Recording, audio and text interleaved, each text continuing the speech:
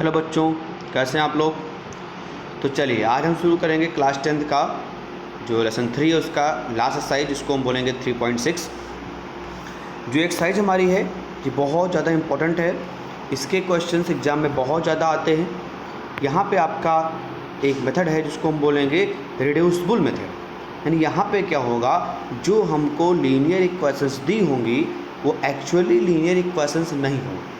पहले उसको हम लीनियर इक्वेशंस में कन्वर्ट करेंगे, उसके बाद हम एक्स वाई की वैल्यूज़ को फाइंड करेंगे। यानी जो हमको यहाँ पे पेयर ऑफ इक्वेशंस दी हुई हैं वो लीनियर नहीं होंगी स्टार्टिंग में, पहले उनको हमको लीनियर इक्वेशन में रिड्यूस करना होगा और उस रिड्यूस करने के तरीक़ों को ही हम बोलते हैं रिड्यूसिबल मेथड।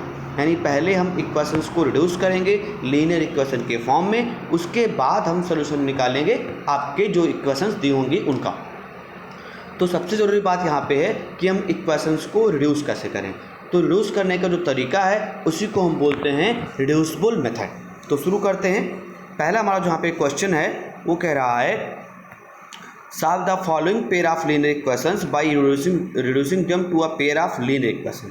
अब देखिए, पहले आपको दिया 1/2x + 1/3y = 2 और 1/3x + 1/2y = 13/6, ये हमको दिया हुआ है।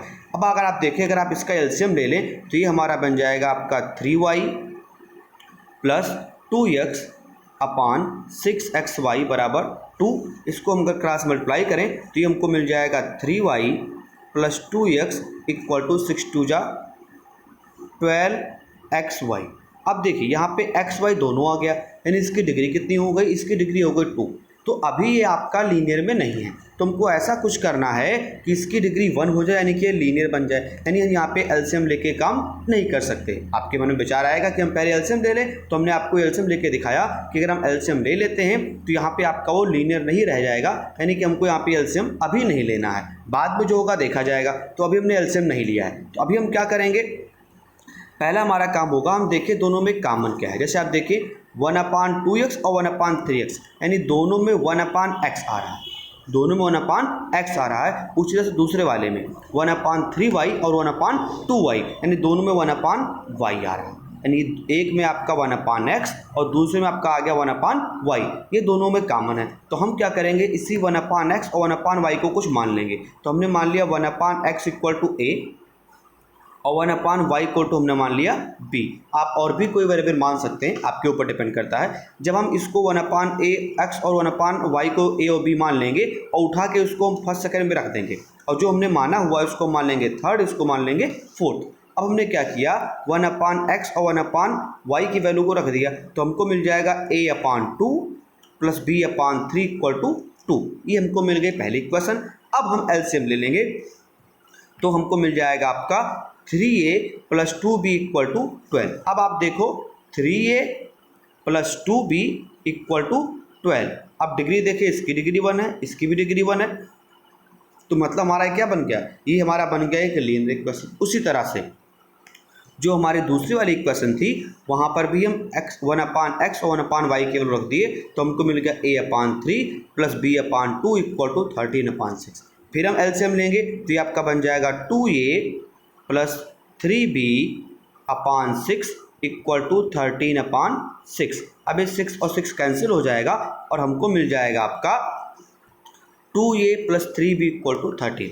अब हमको जो दोनों इक्वेशन थी वो लीनियर आपकी मिल गई। हमारा काम था कि लीनियर बनाना, हमने उसको लीनियर बना लिया। यानी हमको एक इक्वेशन मिल गई आपका 3a और + 2b = 12, ये पहली मिल गई, और दूसरी मिल गई 2a + 3b = 13। ये हमको दोनों इक्वेशन आपकी मिल गई, दोनों हमारी लीनियर इक्वेशन हो गई।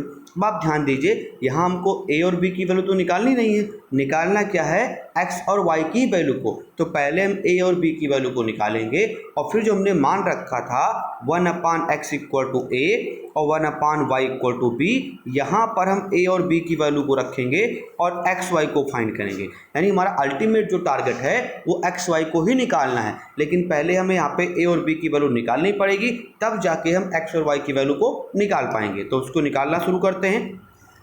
अब देखिए इसको सॉल्व करना है, तो अब रिड्यूस करने के बाद आपके पास बचते हैं 3 मेथड, सब्स्टिट्यूशन, एलिमिनेशन और क्रॉस मल्टीप्लिकेशन। यानी रिड्यूस करने के बाद आप कोई भी मेथड अप्लाई कर सकते हैं, यहाँ पे कोई बाउंडेशन नहीं है। तो हमने रिड्यूस कर लिया, उसके बाद हमने लगा दिया आपका एलिमिनेशन मेथड।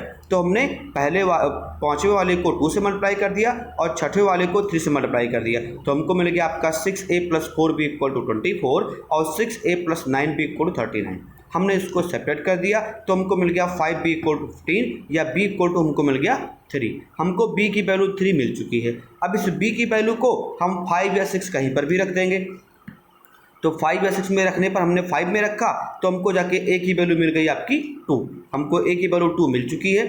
अब इस a और b की वैल्यू को हमको रखना है 3rd और 4th में, जहां हमने मान रखा था 1/x = a और 1/y = b, ये हमने मान रखा था। तो ये आपका इक्वेशन नंबर 3rd था और ये आपका इक्वेशन नंबर 4 था। तो अब रख देते हैं। देखिए हमने 1/x = क्या माना रहा था, a आपका आ गया है 2, तो हमने x की वैल्यू रख दिया 1/x = 2, यानी x हमको कितना मिल गया 1/2। उसी तरह से हमने 1/y को माना हुआ था b, तो हमने b की वैल्यू रख दिया आपका 3, तो ये हमको मिल गया y = 1/3। अब ये हमारा आंसर हुआ। यानी आपको इस मेथड को फिर से समझना है।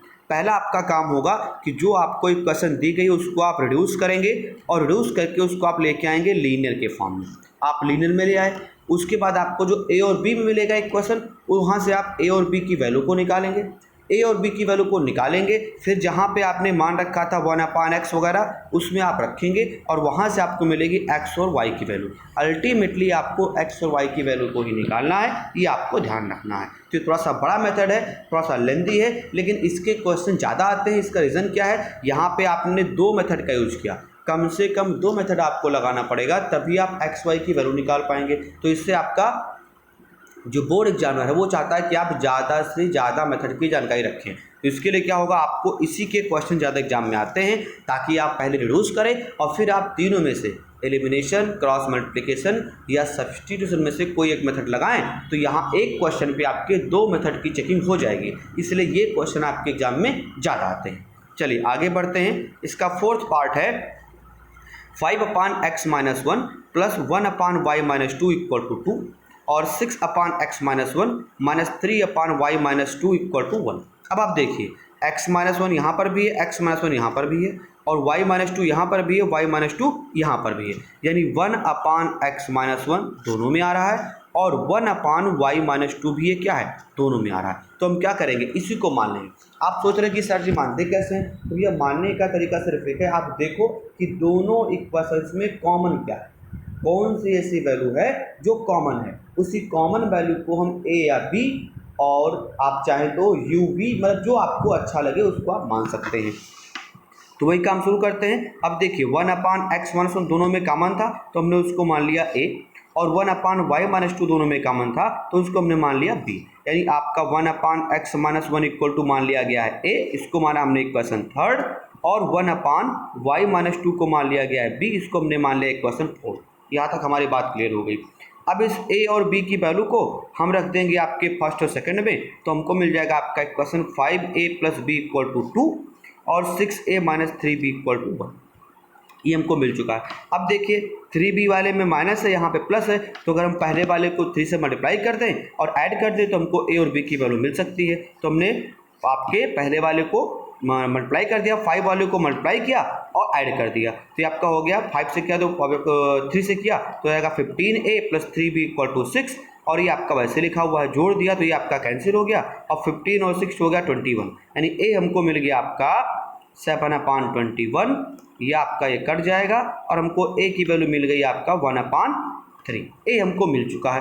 अब इस a की वैल्यू को हम 5 या 6 कहीं पर भी रख देंगे तो हमको मिल जाएगी b की वैल्यू। तो हमने a की वैल्यू को रखा 5 में, तो वहाँ से हमको b की वैल्यू मिल गई 1/3, यानी a आपको मिल गया 1/3 और b भी आपको मिल गया 1/3। अब इस a और b की वैल्यू को हम रखेंगे 3rd और 4th में और वहाँ से हम कुछ सॉल्व करेंगे, तो रख देते हैं। हमने जब वैल्यू रखा तो 1/x - 1 = आपका a था, यानी कि 1/3, तो हमको मिल गया x - 1 = 3, ट्रांसपोज करने पर हमको मिल गया x = 4। उसी तरह से हमने ए बी की वैल्यू को रखा फोर्थ वाले में, तो हमको मिल जाएगा y माइनस 2 इक्वल टू 3 या y इक्वल टू मिल गया 5। अब ये हमारे आंसर हो गए, यानी हमको मिल जाएगा आपका x इक्वल टू 4 और y इक्वल टू 5। ये हमारा एक्चुअल आंसर हो गया, यानी a और b की जो वैल्यू आएगी वो आंसर नहीं होगी, जो x y की वैल्यू आएगी वही आपकी आंसर होगी। बस रिड्यूस करने का तरीका क्या है, आपको इस बात का ध्यान रखना है कि दोनों इक्वेशंस में x वाला पार्ट में क्या कॉमन है और y वाले पार्ट में क्या कॉमन है। अगर आप उसको पकड़ ले गए तो इस क्वेश्चन को आप आसानी से सॉल्व कर सकते हैं। आगे बढ़ते हैं इसके सेकंड पार्ट पर। बहुत इंपॉर्टेंट क्वेश्चन है, 2 upon under root x plus 3 upon under root Y equal to 2 और 4 upon under root x plus 9 upon under root Y equal to -1। अब आप देखो पहले वाले में दोनों में आपका अंडर रूट एक्स आ रहा है और 1 अपान अंडर रूट वाई, ये दोनों में क्या है, कॉमन है। 2 अपान अंडर रूट एक्स मतलब 1 upon under root x common हो गया और 3 अपान अंडर रूट वाई मतलब 1 upon under root y common हो गया। अब हम फिर वही काम करेंगे, हम मान लेंगे कि 1 upon under root x equal to A मान लिया गया और 1 upon under root Y equal to B मान लिया गया। देखिए आप ध्यान से इसको देख लें, यहाँ देखिए आप, इसको हम मान लेंगे इक्वेशन थर्ड और इसको मान लेंगे इक्वेशन फोर्थ, ये हमारे पास आ गया। अब फिर हम क्या काम करेंगे, इसकी वैल्यू को फर्स्ट सेकंड में रख देंगे, तो फर्स्ट सेकंड में रखने पे हमको मिल जाएगा 2a plus 3b equal to 2 पहला इक्वेशन और 4a minus 9b equal to -1 दूसरा इक्वेशन। अब उसके बाद पहले वाले में आपका देखो 2a है, दूसरे में आपका 4a है, तो अगर हम पहले वाले को 2 से मल्टीप्लाई करें तो बन जाएगा 4a और माइनस करके इसको काट सकते हैं। तो हमने क्या किया, पहले multiplying with 2 in equation third and subtracting 4 from third, हमने सब्ट्रैक्ट कर दिया, तो हमको मिल गया आपका 15b इक्वल टू 5 या b इक्वल टू मिल गया 1 अपान। फिर हमने इस b की वैल्यू को रख दिया आपका, तो हमको मिल जाएगा वहाँ से a की वैल्यू मिल जाएगी। अब a की वैल्यू मिल गई, अब b की वैल्यू हम निकाल चुके हैं, तो हमको क्या मिल जाएगा 1 upon under root Y equal to क्या मिल जाएगा 1 अपान 3। अब यहाँ पे अंडर रूट वाई है, हमको निकालना क्या है y, तो हमने दोनों तरफ का स्क्वायर कर दिया, स्क्वायर के हमको y कितना मिल गया 9 मिल गया। उसी तरह से हम फिर b की वैल्यू निकाल लिए, b हमको मिल गया 1/2। इस b की वैल्यू को हमने यहाँ पे रख दिया, 1 upon under root x equal to क्या था 1 अपान a, तो a हमको क्या मिल गया 1 अपान 2। फिर हमने स्क्वायर कर दिया तो x इक्वल टू क्या मिल गया हमको 4, यानी हमारी जो एक्चुअल वैल्यू थी वो मिल गई x इक्वल टू 4 और y इक्वल टू 9। ये हमारा हो गया आंसर। बस बहुत ही सिंपल सा मेथड है, बस आपको ध्यान क्या रखना है, दोनों इक्वेशंस में कॉमन को देखना है कि जो वैल्यू आपकी कॉमन है उसी को आप a और b मान के रिप्लेस कर दो, आपका इक्वेशन बन जाएगा लीनियर। वहाँ से आप कोई मेथड, तीनों में से कोई मेथड आपके सॉल्व करके a और b की वैल्यू निकाल लीजिए। a और b की वैल्यू आप निकाल लेंगे तो उसको आप रख देंगे x और y वाले में और वहाँ से आपको x y की वैल्यू मिल जाएगी। ध्यान रखना है, अल्टीमेटली आपका टारगेट है x y की वैल्यू को निकालना। आगे बढ़ते हैं, ये हमारा एक क्वेश्चन आ गया, यहाँ दिया हुआ है 4 upon X plus 3y equal to 14 और 3 upon X minus 4y equal to 23। अब देखो भैया यहाँ पे केवल हमको 1 अपान एक्स को ही रिप्लेस करना पड़ेगा, क्योंकि y वाला तो आपका पहले से ही लीनियर के फॉर्म में है, तो हम क्या करें केवल 1 अपान एक्स को मान लेते हैं। तो हम 1 अपान एक्स को हमने मान लिया यहाँ पे a, तो हमको मिल गया 4a plus 3y equal to 14 और 3a minus 4y equal to 23। ये हमको एक क्वेश्चन मिल गई। अब हम चाहते हैं कि y वाला या x वाला कोई हम गायब कर दें, a वाला या y वाला, तो हमने आपका गायब कर दिया a वाला, a वाला गायब किया और सॉल्व करके हमको क्या मिल गया y इक्वल टू मिल गया -2। अब y की इस वैल्यू को हमने रख दिया तो हमको a की वैल्यू मिल गया आपका 20/4 यानी कि 5, a की वैल्यू मिल गई। अब इस a की वैल्यू को हम रख देंगे 1 अपान एक्स वाले में, क्योंकि हमने मान रखा था 1 अपान एक्स इक्वल टू a, तो हमको मिल जाएगा 1 अपान एक्स इक्वल टू 5 या x इक्वल टू मिल जाएगा हमको 1 अपान 5। तो ये हमको मिल जाएगा x इक्वल टू 1 अपान 5 और y इक्वल टू मिल गया -2 और ये हमारा हो गया। तो बस सिंपल से तरीके हैं, बस आपको देखना है कि कॉमन कौन सा। अब हम रिड्यूस तभी करेंगे जब आपकी एक्स वाई जो है वो आपका डिनोमिनेटर में दिया हुआ है, क्योंकि जब डिनोमिनेटर में दिया है तभी आप एलसीएम लेंगे तो आपका बन जाएगा 2 वेरिएबल का, तो हमको 2 का रखना मतलब वो बन जाएगा 2 डिग्री का, 2 डिग्री का हमको रखना नहीं है, तो हम एक्स वाई को रिप्लेस कर लिया करेंगे। आगे बढ़ते हैं, अभी हमारा हल्का से एक नया टाइप का क्वेश्चन है, ये आप देखें। अब यहाँ नीचे आपका एक्स वाई है, तो हम पहले क्या करेंगे, इसको अलग अलग कर लेंगे, और जैसे आप एलसीएम लेके एक साथ करते हो वैसे हमने यहाँ पे अलग अलग कर दिया, तो ये आपका बन जाएगा 7 अपान एक्स वाई और -2y upon x y. Equal to बन जाएगा आपको 5। अब सॉल्व करने पे एक्स एक्स कट गया, वाई वाई कट गया, तो ये हमको मिल जाएगा 7/y minus 2/x equal to 5। ये हमको पहला वाला मिल गया। उसी तरह से दूसरा आपका ये दिया हुआ है, यहाँ भी हमने अलग अलग कर लिया, तो हमको मिल जाएगा 8/y plus 7/x equal to 15। यानी आपको इक्वेशन मिल गई 7/y minus 2/x equal to 5 एक मिल गई, और 8/y plus 7/x equal to 15 ये दूसरा मिल गया। अब देखो भैया दोनों में 1/y आ रहा है और 1/x आ रहा है, तो हम क्या करेंगे, फिर वही हमारा पुराना काम, हम 1/x और 1/y को मान लेंगे। तो हमने मान लिया 1/x इक्वल टू a और 1/y इक्वल टू मान लिया b, उठा के रख दिया, तो हमको इक्वेशन मिल गया 7b minus 2a equal to 5 और 8b plus 7a equal to 15, दोनों हमको मिल गए, ये मिल गया। अब उसके बाद क्या होगा, भाई देखो जब आप यहाँ तक ले आए तो इसका मतलब ये आपका लीनियर के फॉर्म में आ गया। अब आपको जो मेथड अच्छा लगे, क्रॉस मल्टीप्लिकेशन, सब्स्टिट्यूशन या एलिमिनेशन, उससे आप ए और बी की वैल्यू निकाल लो। तो हमने यहाँ पे एलिमिनेशन लगा के ए और बी की वैल्यू निकाल लिया, तो बी हमको मिल गया 1। तो बी बराबर किसके था, 1/y के, तो y हमको मिल जाएगा 1। उसी तरह हम इस b की वैल्यू को रख देंगे 5th में, तो हमको a मिल जाएगा, a मिल गया 1, और a आपका किसके बराबर था 1/x के, तो x भी हमको मिल गया 1, यानी y भी मिल गया 1 और x भी कितना मिल गया आपका 1। तो ये हमारा आंसर हो गया। तो पहला काम होगा कि हम उसको रिड्यूस करें, उसके बाद सॉल्व करें। आगे बढ़ते हैं, अगला हमारा क्वेश्चन ये है। अब देखिए ये जस्ट अपोजिट है इसके पहले वाले क्वेश्चन का, वहाँ पे डिनोमिनेटर में एक्स वाई दिया हुआ था, यहाँ पे हम क्या करेंगे, दोनों इक्वेशंस को एक्स वाई से डिवाइड कर देंगे, एक्स वाई से डिवाइड कर देंगे। तो आप देखिए डिवाइड करने से क्या बन जाएगा, हमारा ये बन गया, अलग अलग किया तो हमको ये इक्वेशन मिल गया। उसके बाद दूसरे वाले पार्ट में आए, वहाँ पे डिवाइड किया, अलग अलग करने पे ये मिल गया। अब देखो यहाँ भी 1/y है, यहाँ भी 1/y है, और यहाँ भी 1/x है और यहाँ भी 1/x है। तो फिर हमारा वही पुराना काम, हम मान लेंगे 1/y इक्वल टू a और 1/x इक्वल टू b, यहाँ पे हमने रख दिया। ये आपका बन गया लीनियर इक्वेशन। इसको हमने सॉल्व कर लिया, b मिल गया, वहाँ से हमको a मिल जाएगा, b मिल जाएगा, a मिल जाएगा, और उठा के हमने यहाँ पे रख दिया, तो हमको एक्स वाई की वैल्यू मिल गई। तो अल्टीमेटली टारगेट क्या है, वही आपका पुराना कि लीनियर में कन्वर्ट करें, फिर आप वैल्यू फाइंड करें। तो इसको आप खुद करेंगे। आगे बढ़ते हैं। अब ये हमारा बहुत ही मोस्ट इंपॉर्टेंट क्वेश्चन है, आपके एग्जाम में आ चुका है, कई बार आ चुका है, तो इसको देखें।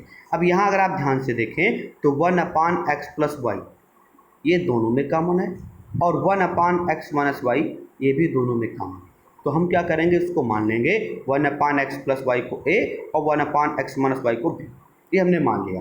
अब इस 1/x प्लस वाई और 1/x माइनस वाई की वैल्यू को हम यहाँ पे रिप्लेस कर देंगे, तो हमको हमारी इक्वेशन मिल जाएगी 10a plus 2b equal to 4 और 15a minus 5b equal to -2, ये हमको मिल गया। अब भैया इसके बाद क्या करना है, वही पुराना काम, हम चाहें ए और बी की वैल्यू निकालने का टारगेट है, तो हमने ए और बी की वैल्यू को निकाल लिया। ये हमको मिल गया ए का वैल्यू, और उठा के रख देंगे तो हमको मिल जाएगा बी का वैल्यू, यानी ए हमको मिल गया आपका 1/5 और बी हमको मिल गया 1। ठीक है, अब इसके बाद इस ए और बी की वैल्यू को कहाँ रखेंगे हम, जहाँ हमने मान रखा था। तो 1/x plus Y equal to मिल गया 5 और x minus Y equal to मिल गया हमको 1, ये मिल गया। अब इसको फिर हम सॉल्व करेंगे, तो x plus Y equal to कितना आपका आ गया 5 है, और x minus Y equal to आपका 1 है। इसको हम सॉल्व कर लेंगे, ऐड करेंगे तो ये कट जाएगा, और हमको मिल जाएगा 2x इक्वल टू 6 या x इक्वल टू 3 मिल गया, और y इक्वल टू 2 मिल गया। तो ये हमारा आंसर हो गया x इक्वल टू 3 और y इक्वल टू 2। ये थोड़े से बड़े क्वेश्चन होते हैं, लेंदी क्वेश्चन होते हैं, लेकिन है बहुत आसान। अगर आप सिस्टमेटिक चल रहे हैं तो इनको सॉल्व करना बहुत ही आसान है। चलिए आगे बढ़ते हैं।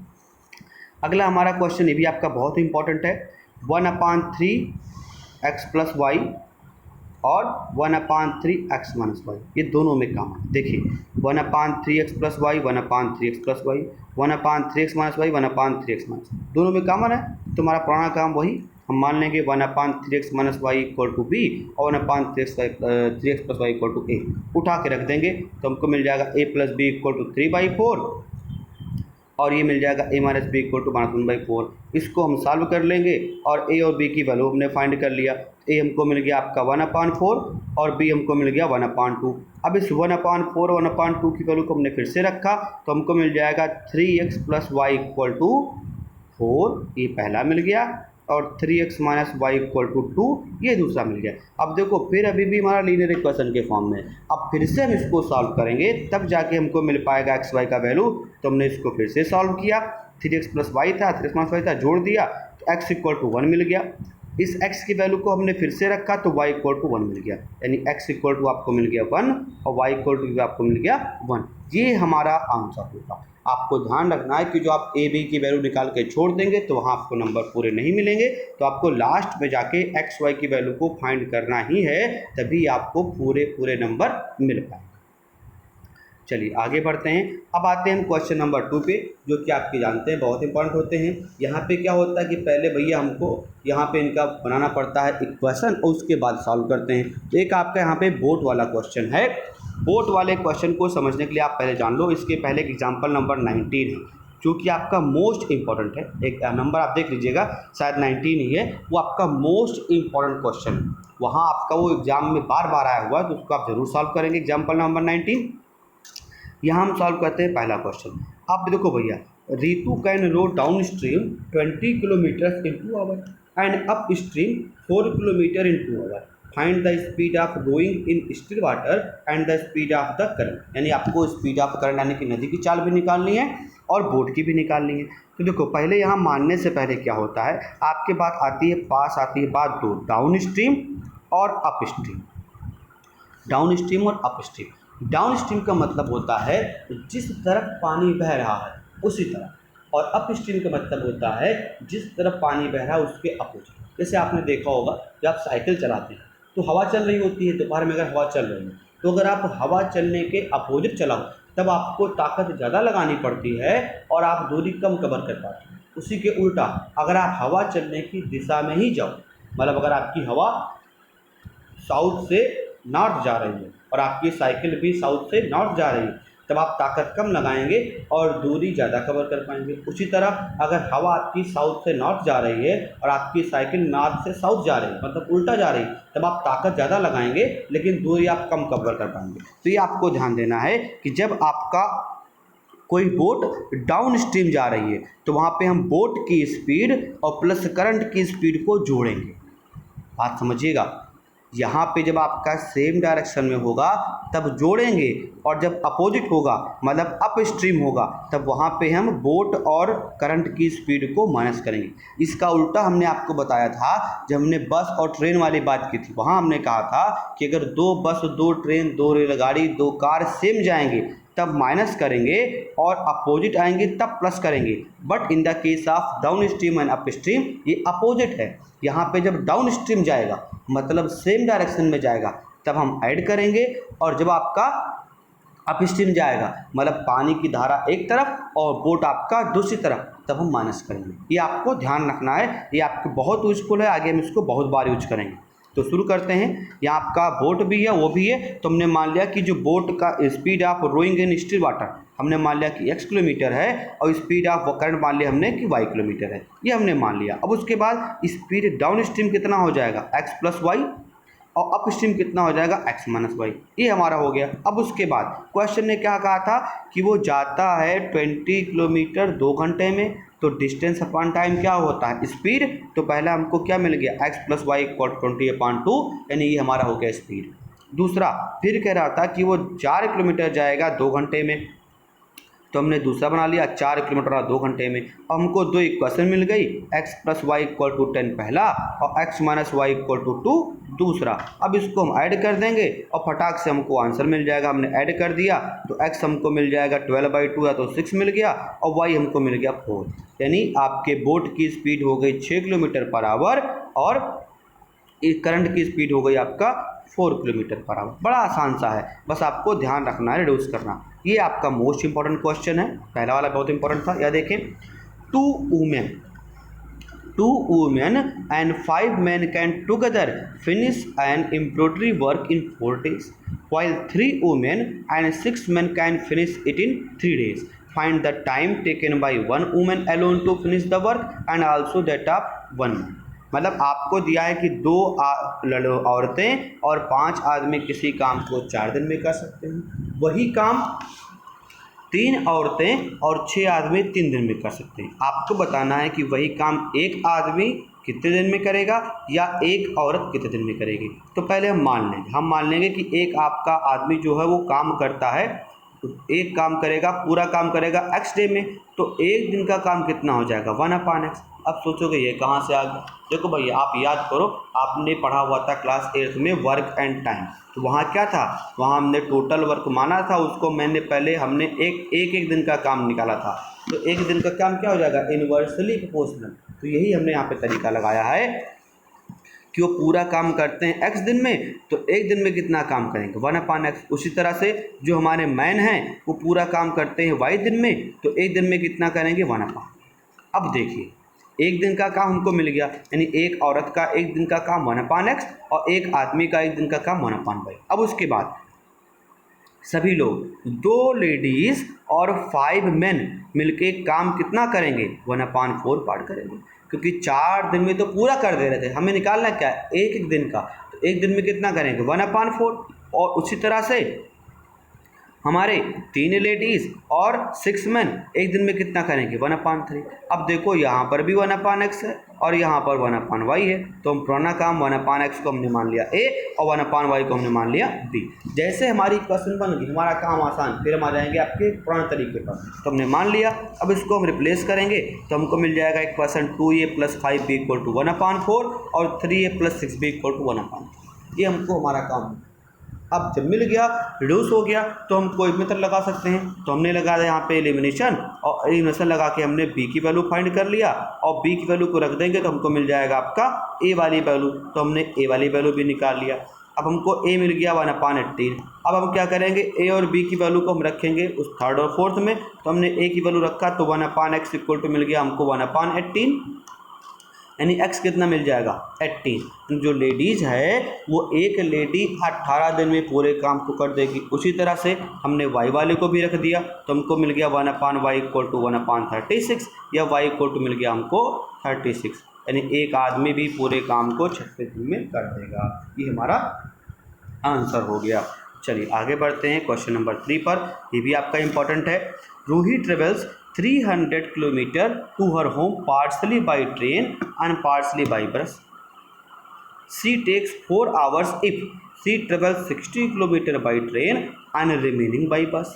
If she travels 100 kilometer by train and the remaining by bus, she takes 10 minutes longer. 10 minute उसको ज़्यादा लगता है। Find the speed of the train and the bus. ये निकालना है। तो देखो भैया पहले हमने मान लिया कि ट्रेन का स्पीड x है, बस का स्पीड y है। अब देखो पहला कंडीशन क्या था कि 60 किलोमीटर बस ट्रेन से और बाकी रिमेनिंग यानी कि 240, भाई टोटल कितना है 300 है, तो अगर 60 निकल गया तो कितना बचेगा आपका 240 तो बचेगा। तो 60 वो गई ट्रेन से और 240 किससे गई बस से, तो उसको कितना लगा 4 घंटे लगे। तो हमने टाइम निकाल लिया, टाइम क्या होता है डिस्टेंस अपॉन स्पीड। तो ये हमारा पहला इक्वेशन बन गया। फिर उसने क्या कहा कि वो 100 गई ट्रेन से और बाकी गई बस से, तो 100 ट्रेन से हो गया बाकी बस से हो गया, तब उसको लग गया 25/6। अब यहाँ पर भी देखो 1/x आया 1/y आया, तो हमने 1/x को मान लिया a, 1/y को मान लिया b, उठा के हमने रख दिया। तो हमको ये मिल गया हमारा इक्वेशन 60a + 240b = 4 और 100a + 240b = 20/6। अब हमको भैया काटना पीटना है, तो हमने पहले वाले को आपका मल्टीप्लाई कर दिया 10 से और दूसरे वाले को 6 से और काट पीट दिया, तो हमको मिल गई b की वैल्यू 1/80। अब b की वैल्यू मिल गई, उसको हमने 1/y में रख दिया, तो 1/y = आपका था b यानी 1/80, तो हमको y मिल गया आपका 80 किलोमीटर/आवर। अब ये हो गई बस की स्पीड। अब भी हमको a की वैल्यू हमने b की वैल्यू रख दिया, तो a की वैल्यू निकाल लिया, a आपका हो गया 1/60, तो हमको x मिल गया आपका 60 किलोमीटर, यानी हमको ट्रेन की स्पीड मिल गई 60 और बस की स्पीड मिल गई 80। यही हमको निकालना था, तो ये हमारा आंसर हो गया। अब यहाँ पे हमारी एक्सरसाइज 3.6 कंप्लीट होती है। अब 3 लेसन आपका 3 जो है मोस्ट इंपॉर्टेंट है, इससे आपके एग्जाम में कम से कम 4 से 5 नंबर के क्वेश्चन जरूर आते हैं। पूरी अलजेब्रा मिला के आपका लगभग 24 नंबर का क्वेश्चन आता है और इस चैप्टर से आपके बहुत ज़्यादा क्वेश्चंस आते हैं, तो इसको आपको ध्यान रखना है, खासकर वो क्वेश्चंस जो आपके स्टेटमेंट वाले। ठीक है, अगर आपको लग रहा है कि मेरे वीडियोज़ आपकी हेल्प कर रहे हैं तो प्लीज़ मेरे चैनल को सब्सक्राइब करें और मेरे वीडियोज़ को लाइक एंड शेयर करें। बहुत सारे ऐसे बच्चे हैं जो वीडियोज़ को देख रहे हैं लेकिन वो सब्सक्राइब नहीं कर रहे हैं। देखिए भैया, अगर आप सब्सक्राइब कर देंगे तो इससे मेरी भी थोड़ी बहुत हेल्प हो जाएगी और मैं आगे आपको अच्छे से पढ़ा पाऊँगा। Thank you.